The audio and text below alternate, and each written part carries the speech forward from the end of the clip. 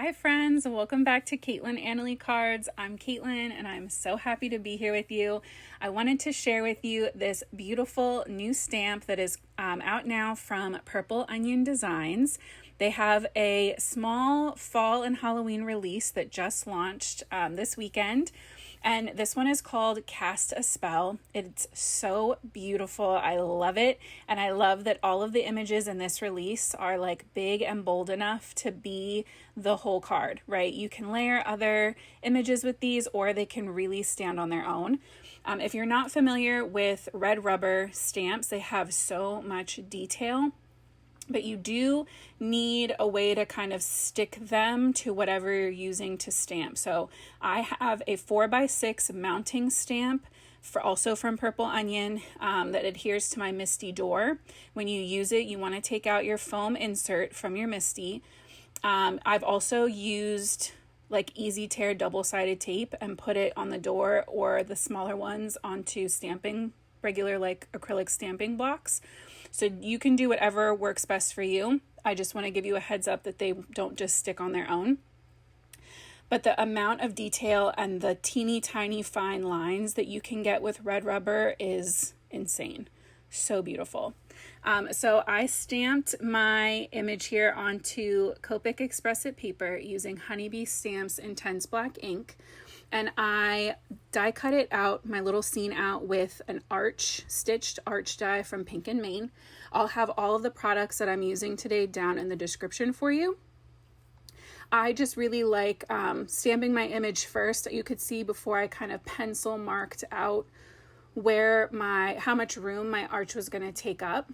But I like to stamp first and then die cut just to make sure that I am able to get my stamp in the right position while my paper is like a perfect rectangle, because once you start die cutting and maybe you're dealing with curves or things like that, if my paper happened to move because we're using red rubber, it wouldn't be easy to see that. So I like to stamp on a solid rectangle and then die cut out my shape of my little card front or scene afterwards. So I'm going in now with a really fun kind of darker brown color combo for my pumpkins. I'm going in with some E09, YR18, what else? Maybe YR15 and a little hint of YR12. If you like these pumpkins or you want to see even more pumpkin coloring tips, I do have a pumpkin themed coloring class that's available. It's a virtual video class that you can take whenever you want, and you can revisit however many times you need. So I'll have the link with all of the details for that down in the description below as well.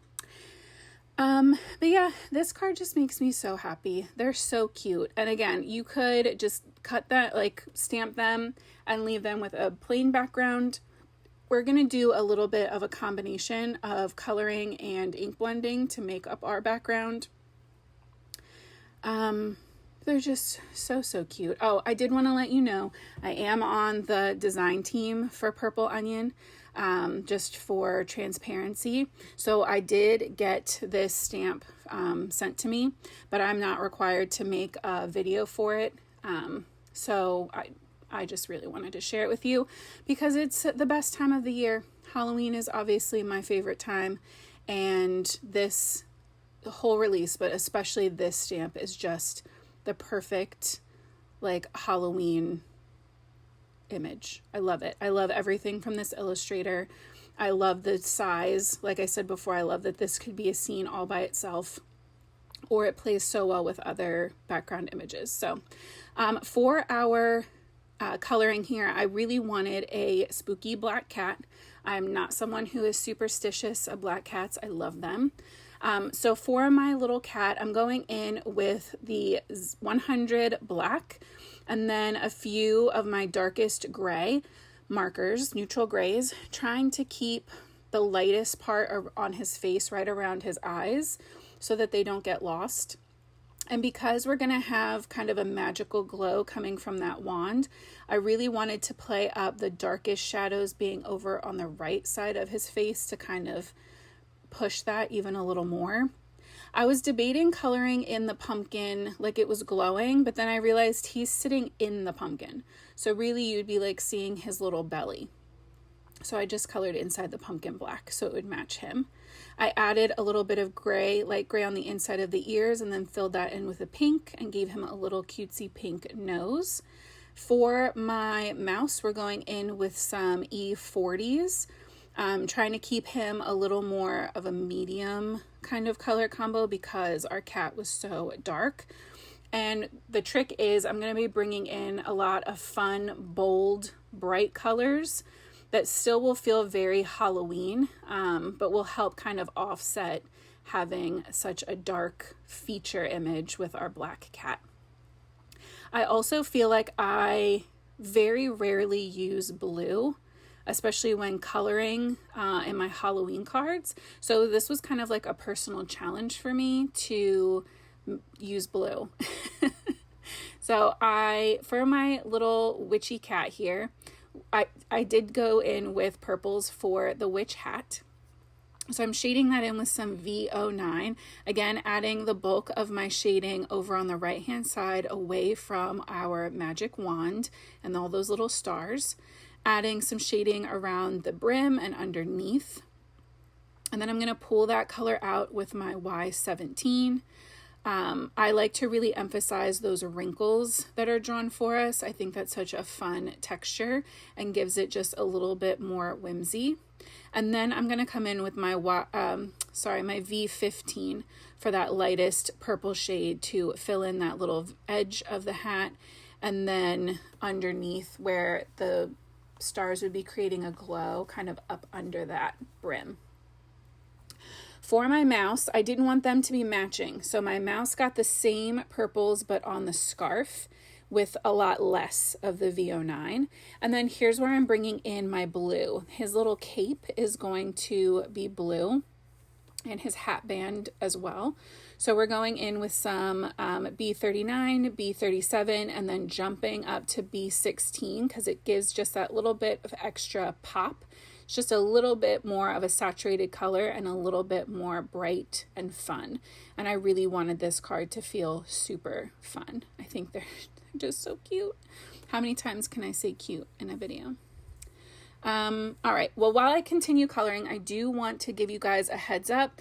If you're watching this at the end of September, on October 4th, next Saturday, I will be live for World Card Making Day with Craft Roulette with Miss Mary Gunn. I'll leave the event YouTube link down below. It's free to join and watch. It's a 6-hour, I believe, all-day event.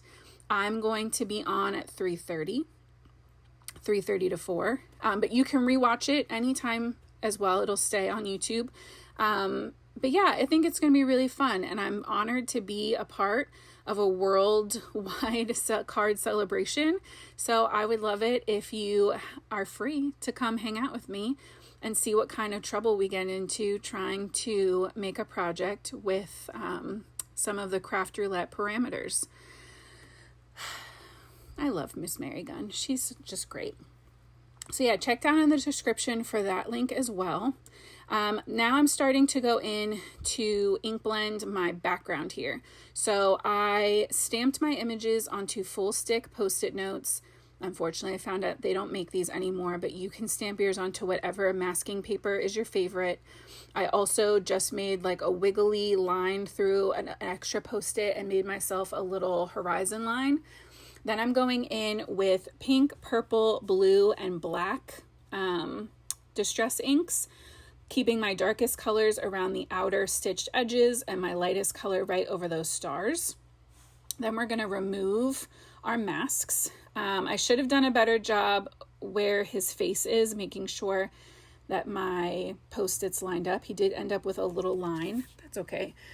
And then anywhere where I wasn't perfect in cutting my masks, I like to just go in with a Copic marker of a similar color and just run that along the edge, and any little white spots that you had where your mask was a little too big or a little off the mark, they just disappear. To color in my grass, I'm going in with some BG99 to start laying in some shadows. My heaviest shadows are going to be right under our jack-o'-lantern and our pumpkin. And then I'm going to bring in that color from the outer corners as well, starting to create kind of a vignette feeling where the outer edges are the darkest. Then I'm going to blend that out with some YG99, going over the same areas, just adding a lot more color. That BG99 is just going to help give a little bit more of that gray shadowy tone under there. Then we'll come in with YG97 and start eating up more of that light space, pulling that color through the center. I knew I was going to want to come in with my sentiment down there, so I didn't go crazy completely filling that in. But we are going to be using white embossing powder, so you could really make that as dark as you wanted. I am going to go crazy and cut my sentiment in half so that it would fit. My one adjustment that I wish I could go back and redo, I would have stamped the top sentiment first. Maybe I guess I would stamp the bottom sentiment first and heat emboss it, and then come in separately and do the top line so that it could have been a little bit lower and closer to that bottom line. Them being separated a little more, it doesn't ruin it for me. It's just, you know, if I could redo this, that's what I would fix. That's my only regret from this card, is stamping both lines of sentiment at the same time. So the first go through, I used white pigment ink and then went in with a white embossing powder, melted that, and then I kept my stamps in the same spot because I inked them a second time with just embossing powder. And I'm going in with glow in the dark embossing powder from, I don't know if I said embossing ink or embossing powder. I inked them up with embossing ink and went in with Ranger's glow in the dark embossing powder and melted that again.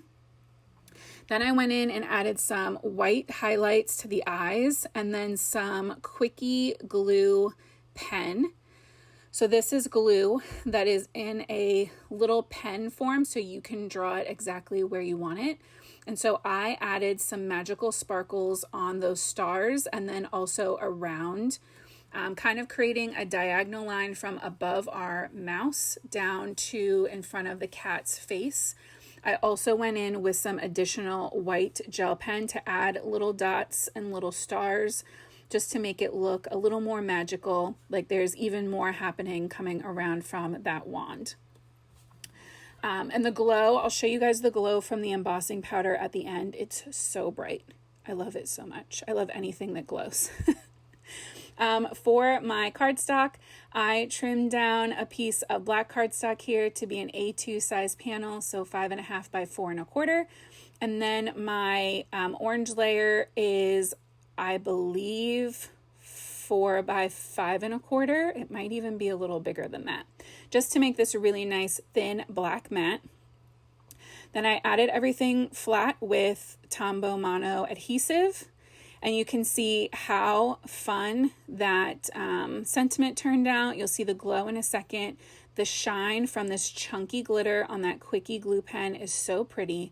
I just love this scene so much. I hope it inspires you to make some fun Halloween cards. Please go check out that new release from Purple Onion Designs.